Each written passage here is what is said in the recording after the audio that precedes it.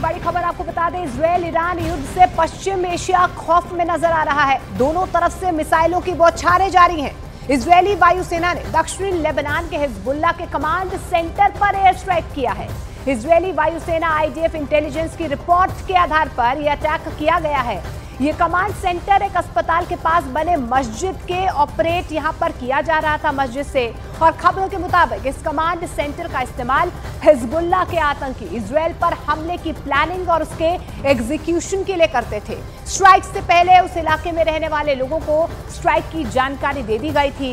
Hezbollah भी Hamas की तरह ही रिहायशी इलाकों से अपने आतंकी गतिविधियों को अंजाम दे रहा है और आम लोगों को एक ह्यूमन शील्ड के तौर पर इस्तेमाल करता है।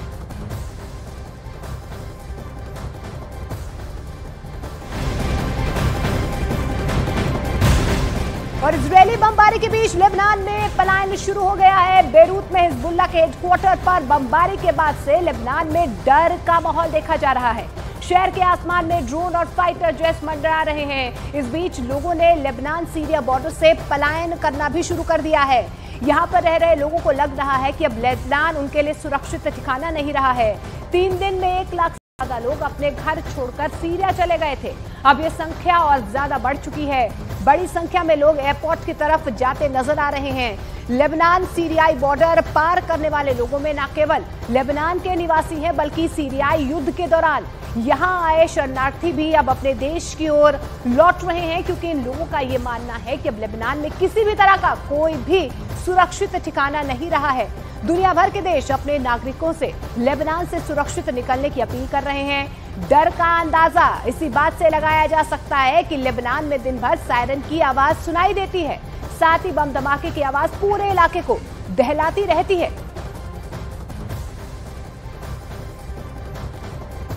और इस बीच लगता है कि इजरायली सेना ने यह ठान लिया है कि वो किसी भी कीमत पर अब हिजबुल्लाह का चीफ किसी को भी बनने नहीं देगा।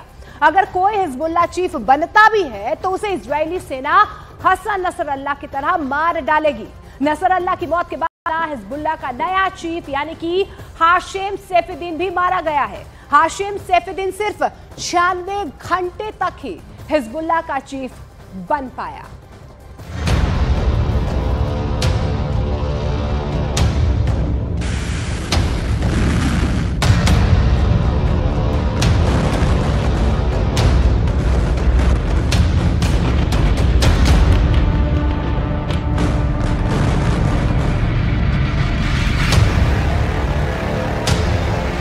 मार डाला हिजबुल्लाह का नया चीफ।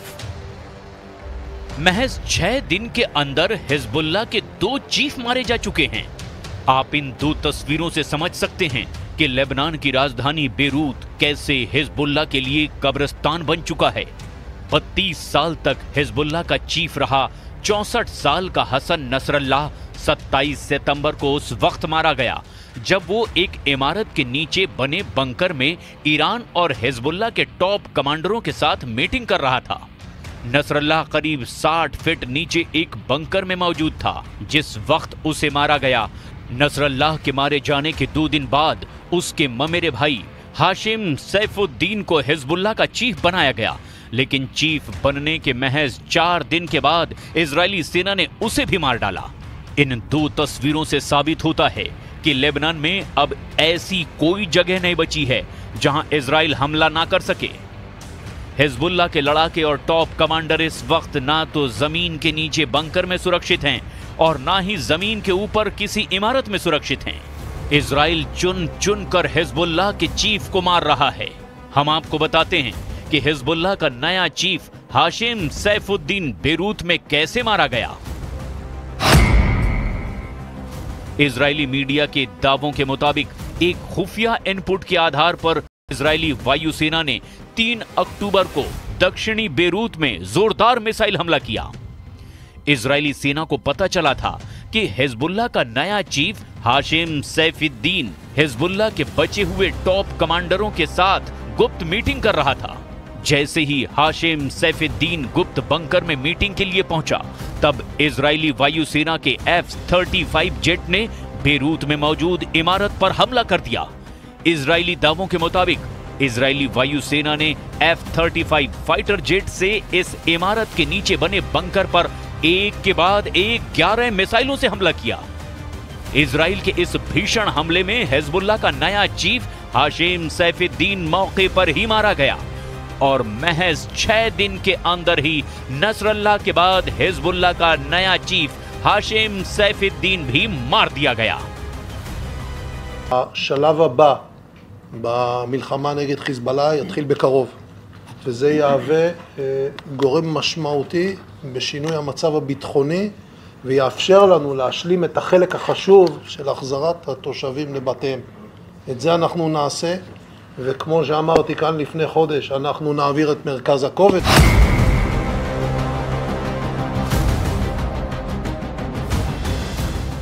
इजराइल के प्रधानमंत्री नेतन्याहू और इजरायली सेना के टॉप कमांडर्स ने खौफनाक प्लान के तहत हिजबुल्लाह का सफाया पूरी तरह से करना शुरू कर दिया है और महज 2 हफ्ते में ही इजराइल के भीषण हवाई हमलों ने हिजबुल्लाह की रीढ़ तोड़कर रख दी है। इजरायली सेना के दावों के मुताबिक अब तक हिजबुल्लाह के 21 से ज्यादा टॉप कमांडर्स मारे जा चुके हैं। जानकारों के मुताबिक हिजबुल्लाह में इस वक्त इजराइल से भीषण जंग कैसे करनी है, इसका फैसला लेने वाला एक भी टॉप कमांडर हिजबुल्लाह में बचा नहीं है। सिर्फ 96 घंटे जिंदा रहा हिजबुल्लाह चीफ हाशिम सैफुद्दीन। 27 सितंबर को हिजबुल्लाह का चीफ हसन नसरल्लाह मारा गया। नसरल्लाह के मारे जाने के बाद 29 सितंबर को हाशिम सैफुद्दीन को हिजबुल्लाह का नया चीफ बनाया गया था, लेकिन 3 अक्टूबर को इजरायली वायुसेना ने हिजबुल्लाह चीफ हाशिम सैफुद्दीन और उसके साथ मौजूद हिजबुल्लाह के कई कमांडर्स को मार डाला। सिर्फ 4 दिन या कहें कि सिर्फ 96 घंटे में ही हिजबुल्लाह का नया चीफ हाशिम सैफुद्दीन भी मारा गया। इजरायली सेना के दावों के मुताबिक हाशिम सैफुद्दीन को मारने के लिए इजरायली वायुसेना ने 73 टन बम और मिसाइलों का इस्तेमाल किया। दक्षिणी बेरूत में हाशिम सैफुद्दीन को बंकर के अंदर गुप्त मीटिंग करना बहुत भारी पड़ गया। रिपोर्ट के मुताबिक हाशिम सैफुद्दीन काउंसिल में शामिल था, जो हिजबुल्लाह के सैन्य अभियानों का मैनेजमेंट करने का काम करती है। अमेरिकी विदेश विभाग द्वारा साल 2017 में हाशिम सैफुद्दीन को आतंकवादी घोषित किया गया था। हाशिम सैफुद्दीन भी अपने भाई नसरल्लाह की तरह ही एक मौलवी था, जो खुद को पैगंबर मोहम्मद के वंशज होने का दावा करता था। हाशिम सैफुद्दीन हमेशा काली पगड़ी पहने रखता था और हिजबुल्लाह में टॉप 3 लीडर्स में उसका नाम शामिल था।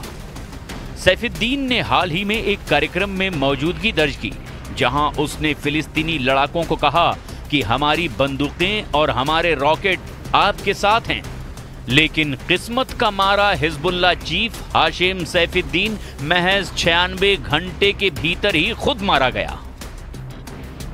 מרחבים אזרחיים וסיכנה חיי אזרחים רבים.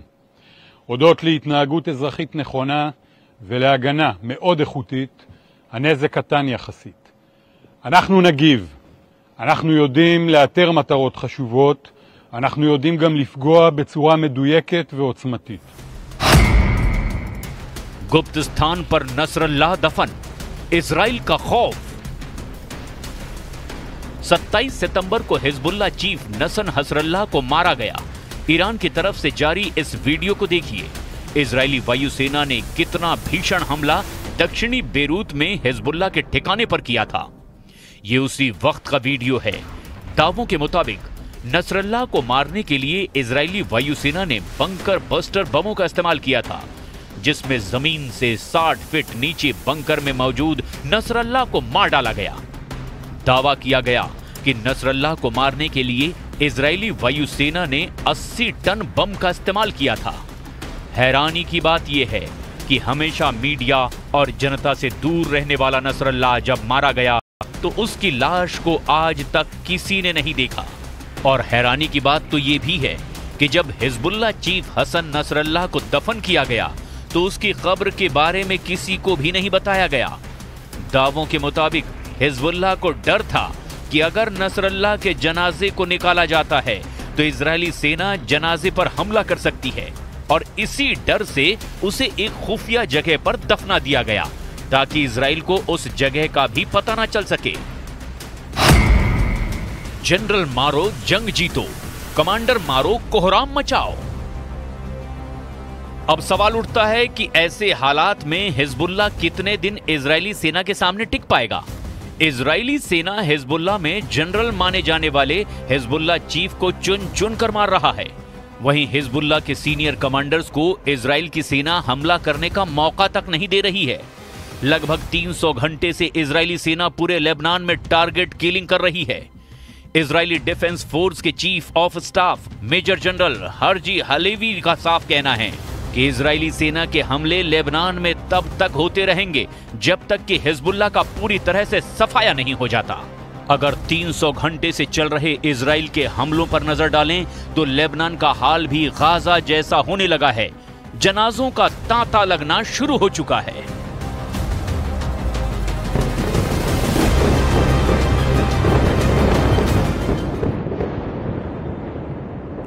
उधर इजराइल का लेबनान पर हमले लगातार जारी। इस बीच इजराइल की सेना ने मजदल जीन पर हवाई हमले किए हैं, जिसका हैरान करने वाला एक वीडियो भी सामने आया है। इजराइल के हमले में भारी तबाही की आशंका जताई जा रही है। तस्वीरें आपके सामने हैं।